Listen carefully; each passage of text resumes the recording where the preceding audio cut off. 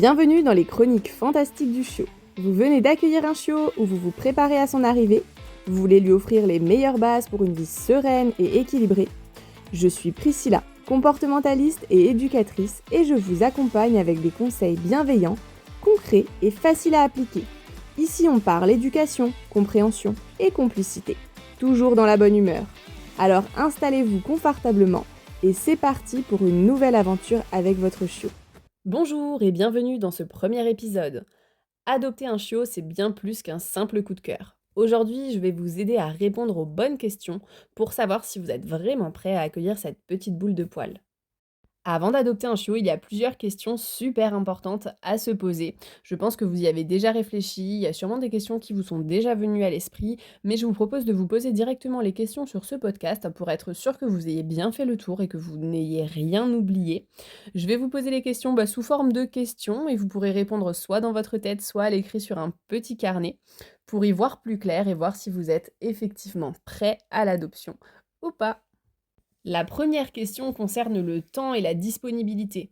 Est-ce que vous avez déjà réfléchi au temps que nécessite un chiot chaque jour? Est-ce que vous avez du temps à consacrer aux promenades, aux jeux et à son éducation? Est-ce que vous êtes prêt à vous lever la nuit pour les sorties pipi ou gérer le chiot qui pleure? Un chiot qui vient d'arriver à la maison, c'est 24 heures sur 24, 7 jours sur 7. Il faut être disponible pour lui. C'est important, je conseille et je recommande de prendre des vacances à l'arrivée de votre chiot pour qu'il ait le temps de s'acclimater tout doucement à son nouvel environnement, que vous puissiez être présent à 100% pour lui, parce que c'est pas forcément chose facile de quitter sa famille, ses frères et sœurs, son environnement habituel, que ça soit un élevage familial ou autre. Donc prenez vraiment ce temps au moment de l'arrivée pour être 100% avec votre chiot. Donc oui, un chiot, ça va vous prendre du temps, que ça soit pour les promenades, qu'il faudra faire très régulièrement au début pour la propreté, car votre chiot ne peut pas se retenir, c'est un chiot, donc il va falloir le sortir très régulièrement. Donc il faut voir dans votre planning, est-ce que vous pouvez caser tout ça? Est-ce que vous pouvez caser des temps de jeu? Est-ce que vous pouvez caser des temps pour son éducation? Un chiot a des besoins et tous les jours vous allez devoir répondre à ces besoins-là. Donc est-ce envisageable dans votre planning en ce moment? Même si vous avez des vacances à l'arrivée du chiot, il faut voir aussi à la reprise, est-ce que ça colle toujours, est-ce que c'est possible ou pas dans votre quotidien. Si à la reprise du travail, vous avez un planning super chargé où vous travaillez 12 heures par jour, votre chiot doit attendre longtemps à la maison. 12 heures c'est l'extrême, mais déjà 8 heures ça peut être très long pour un chiot. Et que le soir en rentrant, vous êtes fatigué, vous n'avez pas envie de le balader, pas le temps pour des activités parce que vous êtes fatigué, épuisé de votre journée. Votre chiot risque de très mal le vivre et vous risquez du coup d'avoir des problématiques de comportement. Donc si on veut pas de problème, on répond aux besoins de son chien et ça nous prend forcément du temps. Je vous ferai un autre épisode de podcast sur les besoins du chien parce que je pourrais parler pendant 3 heures là et du coup l'épisode sera beaucoup trop long si on commence à aborder les besoins et ce qu'il faut faire chaque jour pour répondre du coup aux besoins de notre chien. Posez-vous tranquillement avec une feuille, essayez de comptabiliser à peu près combien de temps votre chiot aurait-il besoin par jour en fonction de sa race aussi, bien sûr, ça peut faire des différences. Donc essayez de vous imaginer tout ça, de regarder si ça rentre dans le planning quotidien et si oui, c'est déjà une bonne chose.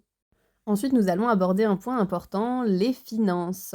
Savez-vous combien coûte réellement un chiot sur le long terme, entre la nourriture, les soins vétérinaires, les imprévus? Je vous recommande de faire une feuille budget où vous allez lister tous les besoins liés à votre chiot et vous allez faire la liste en mettant les prix approximatifs, bien entendu, pour voir si vous êtes dans la capacité, oui ou non, de financer en fait ce dont votre chiot a besoin. Votre chiot va avoir besoin de nourriture, bien entendu. Il va falloir trouver des croquettes adaptées, qui lui plaisent au niveau gustatif, qu'il digère. Et il peut y avoir des tarifs bien différents en fonction de la qualité de la croquette que vous allez choisir. Il y a aussi les soins vétérinaires, du coup, qui, pareil, en fonction de la santé de votre chiot, peuvent être plus ou moins importants. En cas de maladie, d'imprévu, on peut vite se retrouver avec des grosses sommes. Moi, par exemple, avec Beluga, au début, elle a eu pas mal de problèmes de santé. J'ai dû faire plusieurs scanners Et autant dire qu'un scanner, c'est 500 €. Donc ça va vite, ça peut vite chiffrer. Donc ça, c'est vraiment important de le prévoir dans le budget. Est-ce que vous serez en capacité, de pouvoir financer ces choses-là ou pas? Dans ces cas-là, des solutions existent, hein, bien sûr, comme les assurances, pour, la santé, des chiens, des chiots. Quand on a un chiot, à risque au niveau santé, parce qu'il y a des races qui sont très résistantes, d'autres, bien sûr, qui le sont moins. C'est sûr que prendre une assurance ou alors mettre de côté tous les mois pour son chien en cas de pépin, ça peut être quand même quelque chose, d'important. Parce que c'est vrai que parfois, ben, ça arrive vite et souvent, les dimanches, les jours fériés, quand, bien entendu, le prix du vétérinaire est aussi plus cher. Donc soyez prévoyants pour ne pas vous retrouver dans l'impasse. Il y a les frais auxquels on pense moins, comme, tout ce qui est activité, occupation. Effectivement, ça peut être aussi un sacré budget. Alors c'est sûr que si on achète un os à son chien et qu'on se contente de ça, effectivement niveau budget, ça va aller. Mais du coup, si on veut répondre aux besoins de son chien, c'est important quand même d'avoir suffisamment d'activités, suffisamment de jouets à lui proposer et ça, il faut renouveler régulièrement parce qu'en général, on a des chiens qui vont déchiqueter, mastiquer et une fois que le jouet est abîmé et du coup risqué, il vaut mieux le mettre à la poubelle et en racheter un nouveau. Donc du coup, ça peut être un sacré budget en fonction du chiot et en fonction de la race et en fonction de s'il est soigneux ou pas avec ses jouets. Donc ça fait partie des choses à prévoir dans le budget, ça peut vite chiffrer, comme les activités masticatoires. Si on veut proposer de la mastication chaque jour à son chien, car c'est une activité importante pour répondre à ses besoins, il faut le prévoir dans le budget. Il y a aussi les frais pour l'éducation canine, pour le toilettage, pour les pensions, si vous voulez faire garder votre chien pendant les vacances, pour l'ostéopathe aussi, si vous voulez faire voir votre chien par un ostéopathe régulièrement, c'est important aussi. Il faut le comprendre dans le budget. Donc je vous laisse maintenant à vos calculs. Troisième question à se poser, mais pas des moindres, c'est est-ce que tout le monde est d'accord à la maison? Est-ce que tout le monde est OK pour adopter un chiot? Si un des habitants de la maison a peur ou n'est pas à l'aise ou n'est pas confortable ou n'a pas envie, cela risque d'être compliqué. Car ben, le chiot va vivre avec les humains, va cohabiter avec cette personne-là qui n'a pas forcément envie de cette cohabitation. Et cela risque d'être difficile pour tout le monde. Donc refaites le point quand même, discutez-en entre vous. Mais si une personne de la maison n'est pas d'accord, ce n'est peut-être pas encore le bon moment. Et je vous parle de personnes, mais ça peut marcher aussi avec des animaux. Si vous avez déjà un chien à la maison, un chien, je sais pas, par exemple âgé de 12-13 ans, et que vous souhaitez accueillir un chiot, est-il d'accord ou pas? C'est la grande question. Donc pour ça, le mieux, ça serait de lui présenter d'autres chiots et de voir un petit peu comment il réagit. Est-ce qu'il est confortable avec ça? Est-ce que c'est OK? Est-ce que ça lui fait du bien au contraire? Ou à l'inverse, est-ce qu'il réagit super mal et est-ce que c'est compliqué pour lui?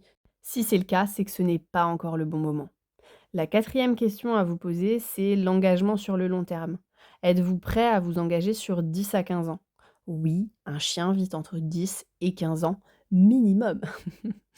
Donc, du coup, il va falloir essayer de vous projeter un petit peu. Est-ce que dans 5 ans, 10 ans, je me vois encore avec un chien? Est-ce que je serai toujours, dans cette maison, dans cet appartement? Est-ce que, d'ici là, j'aurai un autre mode de vie, un autre style de vie, une famille différente, d'autres enfants, plus d'enfants, moins d'enfants, enfin peu importe. Enfin moins d'enfants, enfin si, moins d'enfants s'ils partent de la maison.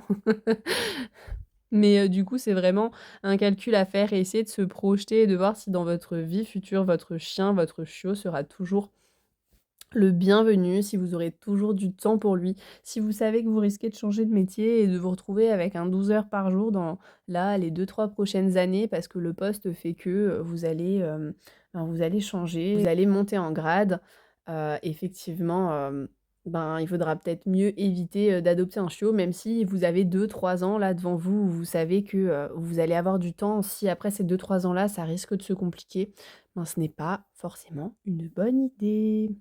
Cinquième question à se poser, c'est la compatibilité avec votre mode de vie.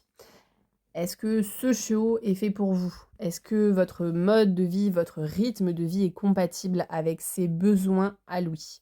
Donc là, on en vient à parler de la race. Est-ce que c'est une race qui vous convient ou pas? Donc ça, c'est pareil, je ferai un épisode vraiment sur la race, le choix de la race, pour avoir une race qui est compatible du coup avec vous et votre environnement.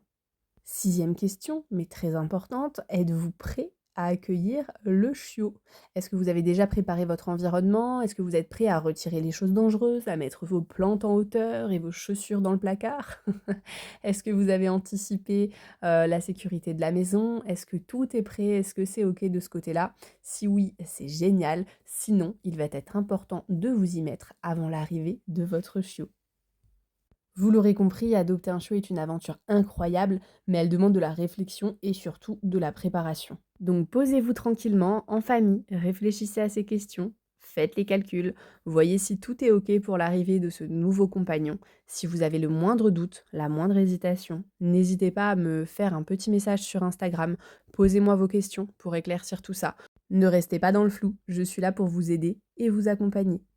Et dans le prochain épisode, on verra ensemble comment choisir la race de votre futur chiot.